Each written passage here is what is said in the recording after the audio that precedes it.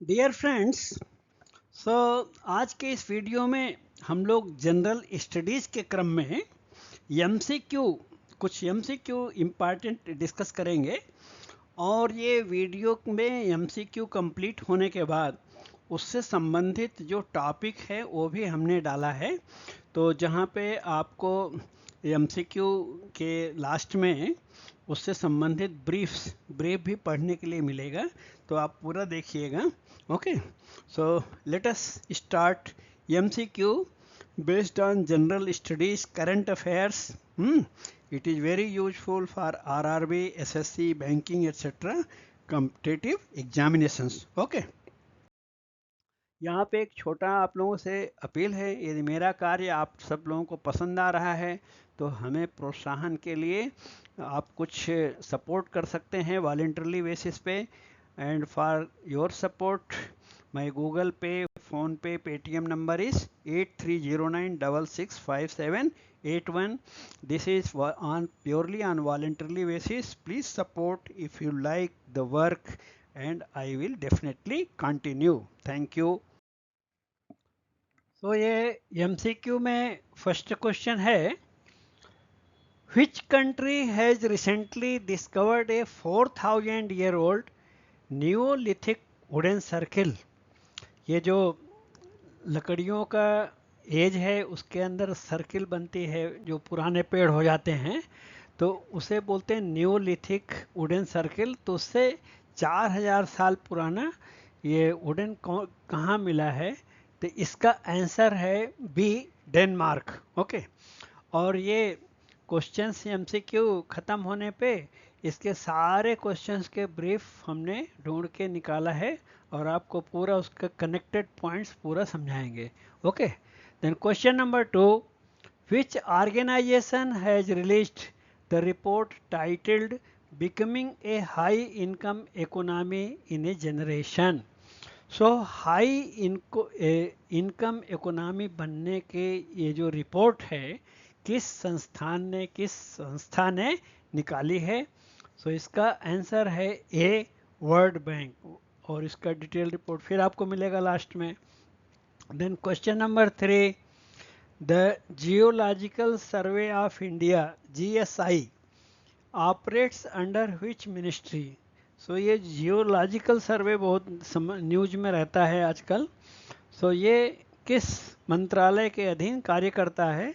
तो इसका आंसर है सी, मिनिस्ट्री ऑफ माइंस। ओके, खनन मंत्रालय के अधीन काम करता है।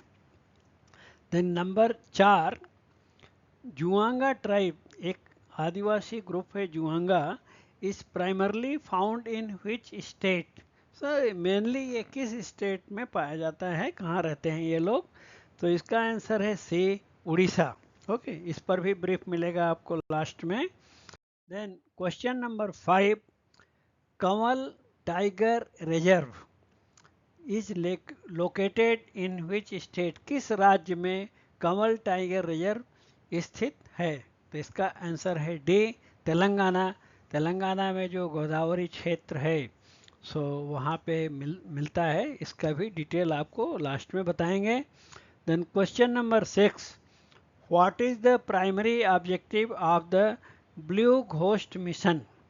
सो ब्लू घोस्ट मिशन का जो प्रमुख उद्देश्य क्या है, इस किससे संबंधित है? तो इसका आंसर है A, to enhance understanding of the lunar environment. जो चांद है, चंद्रमा का इन्वायरमेंट है, उसको स्टडी करने के लिए ये मिशन बनाया गया है। Then question number 7, which city is the host of payment security summit?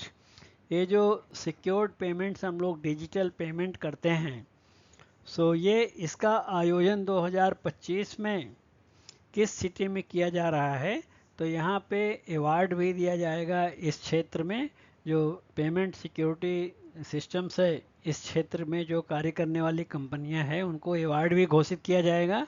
तो इसका पूरा डिटेल आपको क्वेश्चंस के लास्ट में आगे हम दिखाएंगे। Okay, then next question number 8, which institution has launched Payodhi, a human milk bank for critically ill pre term babies.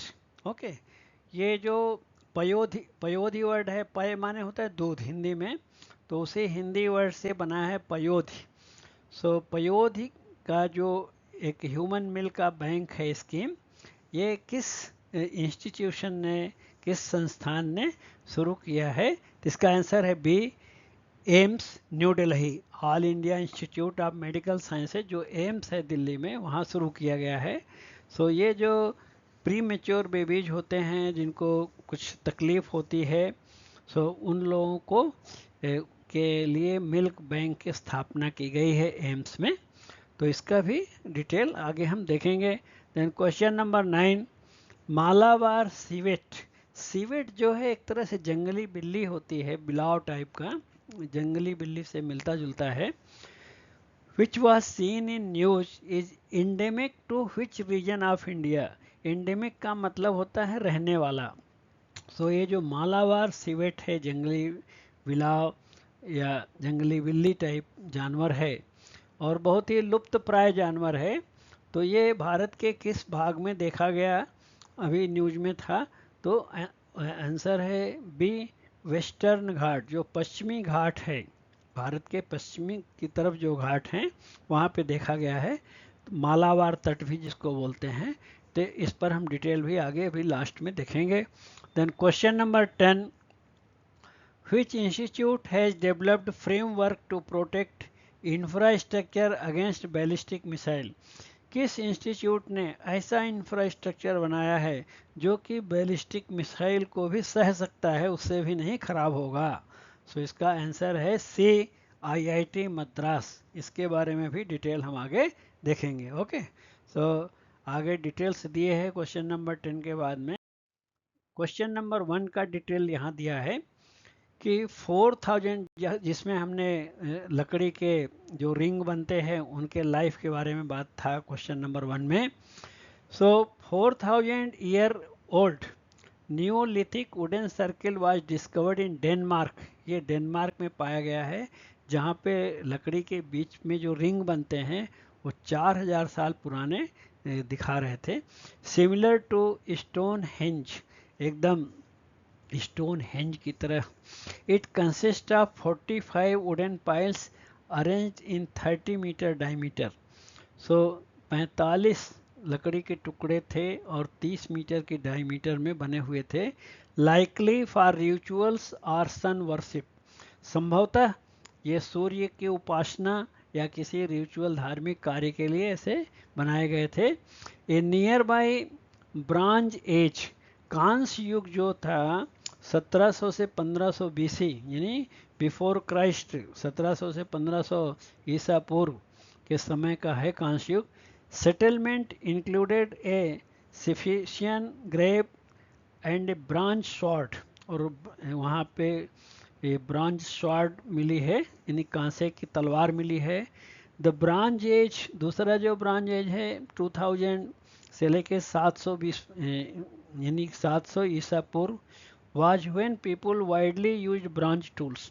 तो इस काल में लोग कांसे के टूल्स यानी औजार बहुत प्रयोग करते थे। The discovery suggests cultural link between Denmark and Britain. So ये जो खोज हुई है इसमें, इससे डेनमार्क और ब्रिटेन के सांस्कृतिक संबंध दिखाई पड़ते हैं।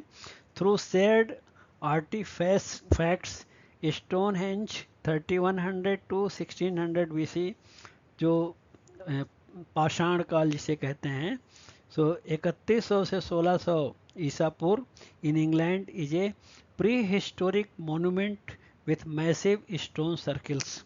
ओके, सो इंग्लैंड में उस समय बहुत सारे पत्थर के सर्कल्स मिलेंगे और इसको प्री हिस्टोरिक इरा भी कहा जाता है, इतिहास के पूर्व काल कहा जाता है।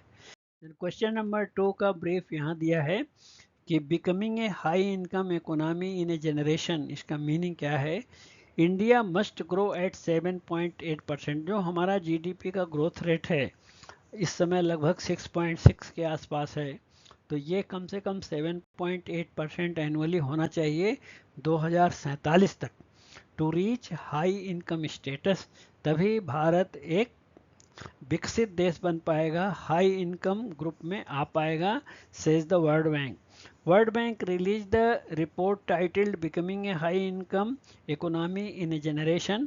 The report highlights the need for accelerated reform. So इसमें वर्ल्ड बैंक ने बताया कि आपके जो रिफॉर्म्स है, इकोनॉमिक रिफॉर्म्स, वो और तेज गति से चलने चाहिए. India's growth averaged 7.2% in the past 3 years, but further policy action is required. आगे भी पॉलिसी और थोड़ा शार्प बनाने की ज़रूरत है. Investment must rise to 40% of GDP by 2035. GDP का 40% खर्च इंफ्रास्ट्रक्चर और ये डेवलपमेंट में होना चाहिए. Supported by ICT and physical capital, और इसका भी अन्य जो पैरामीटर्स हैं उसके साथ सपोर्ट होना चाहिए. की reforms include stronger financial regulations, easier credit for SMEs and simpler FDI policies. Okay. Female workforce, दूसरे बात जो जोड़ दिया है वर्ल्ड बैंक ने, जो महिला वर्कफोर्स है, लेडीज कार्य करने वाली हैं, उनका पार्टिसिपेशन शुड रीच 55% बाय 2050. यानी कार्य क्षेत्र में, आर्थिक क्षेत्र में महिलाओं की साझेदारी 55% तक पहुंचनी चाहिए 2050 तक.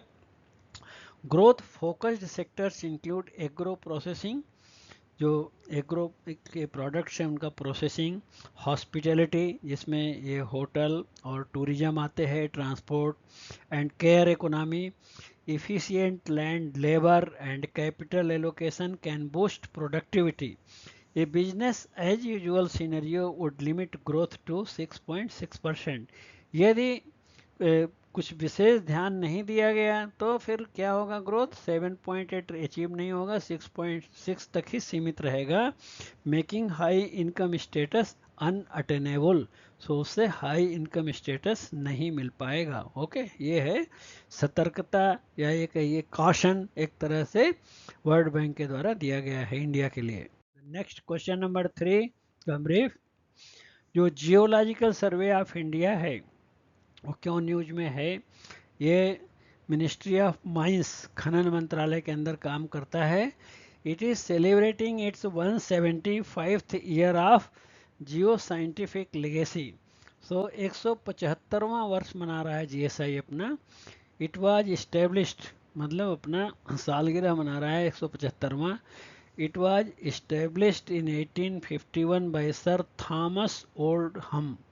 सो जो ब्रिटिश काल में 1851 में इसकी जीएसआई की स्थापना की गई थी और संस्थापक थे Thomas Oldham. To locate coal deposits for the railways. Basic purpose starting में था कि रेलवे को बहुत ज़्यादा कोल की ज़रूरत पड़ती है स्टीम इंजन को चलाने के लिए, तो कोल को सर्च करने का काम दिया गया था इनको. GSI provides geological expertise for policy making. Policy making के लिए ये प्रमुख सलाहकार रहते हैं जो commercial and socio economic needs. It documents geological processes across India land and offshore areas. The organisation conducts geological, geophysical and geochemical.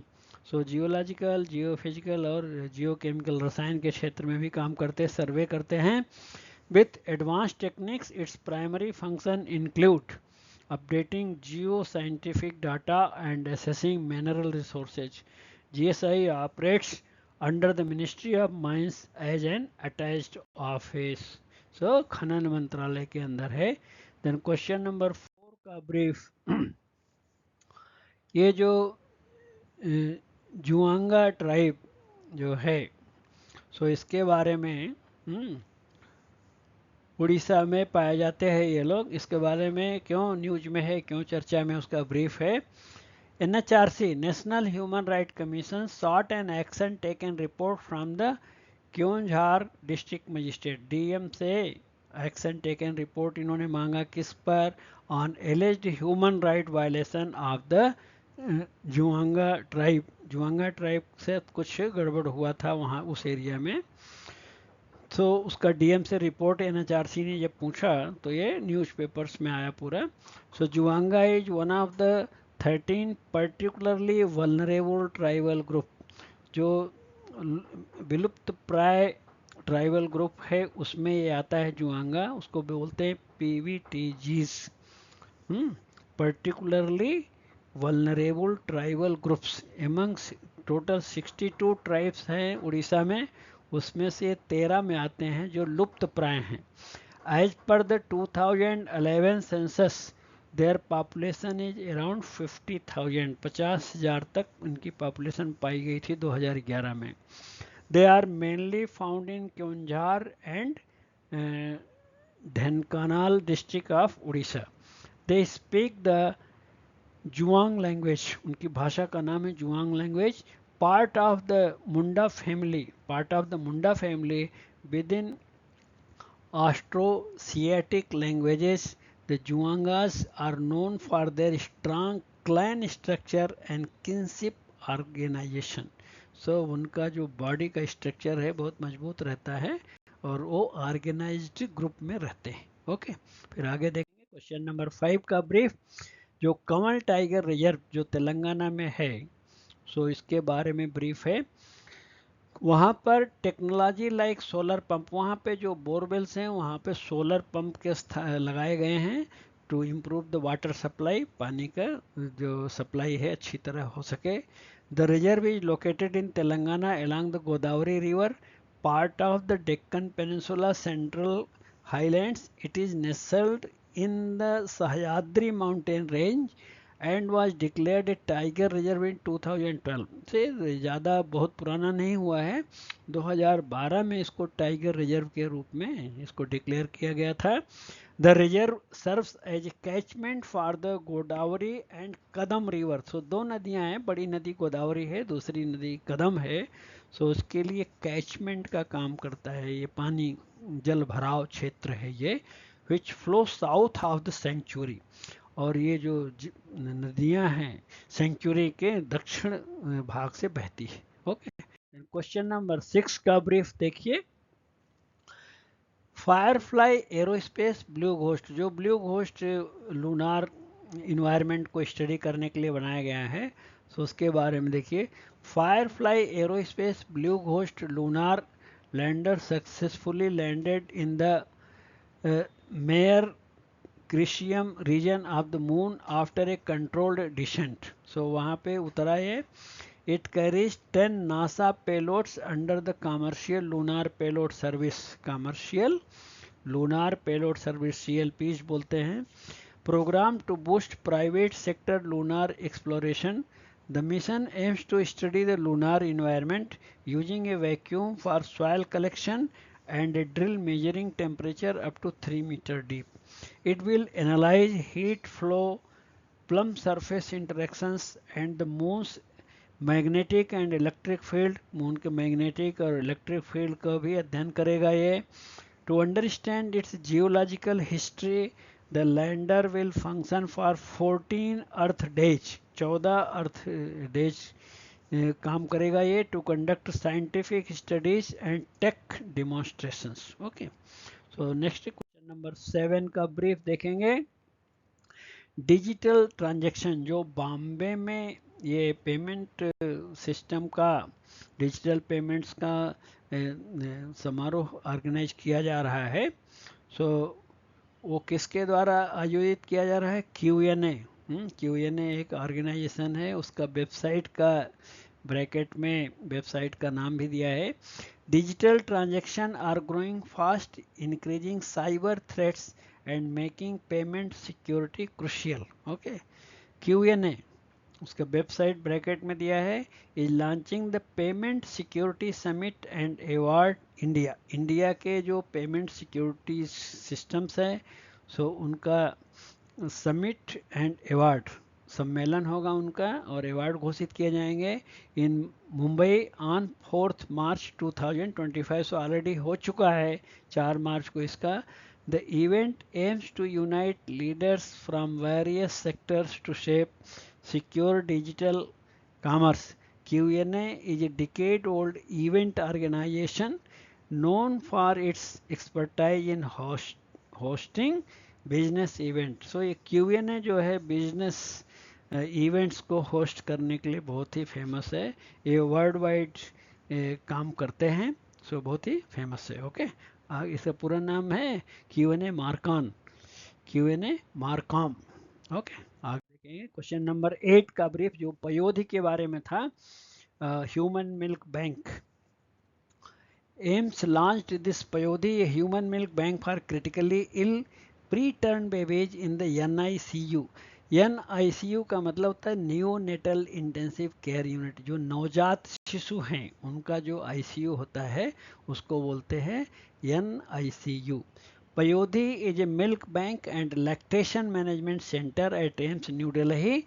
It collects, processes and stores pasteurized donor milk for premature and ill newborns। सो जो premature बच्चे पैदा होते हैं या बीमार पैदा होते हैं तो उनको देखभाल के लिए लोगों के अंदर मिल्क, ये जो ह्यूमन मिल्क है इसको डोनेट करने की बढ़ावा भी देते हैं ये लोग, और उसको प्रोसेस करके स्टोर करके पॉस्चराइज करके उन बच्चों के प्रयोग में लाते हैं।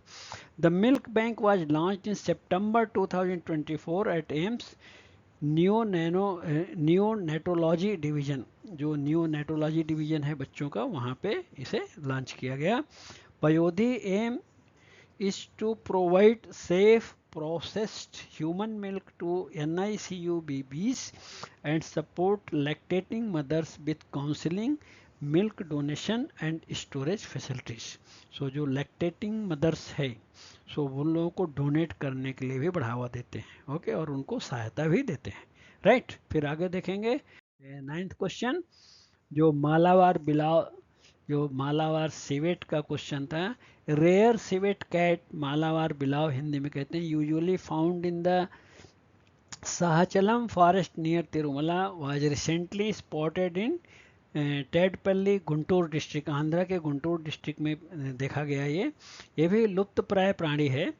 Civets belong to the Viverridae family which includes genets, oyans, linsangs. There are about 15 to 20 species of civets found across Africa, Southern Europe and Asia. India has 8 wild civet species. Bharat में 8 प्रकार की जंगली बिल्लियां पाई जाती हैं, with common palm civet and small Indian civets seen nationwide. The Malabar large spotted civet endemic to Western Ghat. So ये जो western घाट मालाबार तट है सो वहाँ के ये स्थानिक है, वहाँ पे रहते हैं। Is the rarest and classified as critically endangered under the IUCN, जो अंतर्राष्ट्रीय संस्था है एक, IUCN International Union for Conservation of Nature, Red List of threatened species. तो ये जो मालाबार सिवेट है ये भी उस IUCN की रेड लिस्ट में शामिल है, यानी विलुप्त प्राय है, डेंजर्ड स्पेसीज में आता है, इंडेंजर्ड स्पेसीज में आता है, इसलिए इसको भी देखभाल करने की आवश्यकता है, नहीं तो विलुप्त हो जाएगा। ओके, क्वेश्चन नंबर 10 का ब्रीफ। IIT मद्रास ने जो एक ऐसा इंफ्रास्ट्रक्चर डेवलप किया है कि जो बैलिस्टिक मिसाइल को भी सह सकता है, तो उसके पीछे क्या है कहानी। The framework helps designers improve the ballistic resistance of री इन्फोर्स्ड कंक्रीट। तो जो RC यूज करते हैं वो है री इन्फोर्स्ड कंक्रीट पैनल्स है, इसलिए बहुत ही स्ट्रांग है। Findings were published in the journal reliability engineering and system safety. Researchers used computational simulations to study missile impacts on RC. RC means reinforced concrete, and this reinforced concrete is used in military bunkers, nuclear power buildings, bridges and runways. तो वो infrastructure को IIT Madras ने develop किया है। Okay, so thank you so much. कहीं भी कोई doubt होगा तो कमेंट बॉक्स में ज़रूर पूछिएगा। इसके आगे एक अनाउंसमेंट है, उसको देखने के बाद फिर आप वीडियो बंद कर सकते हैं। Thank you so much. Finally thank you so much for sparing your valuable time, and please share with your friends and other WhatsApp groups, and please subscribe to the YouTube channel if already you have not subscribed. Thank you so much for watching.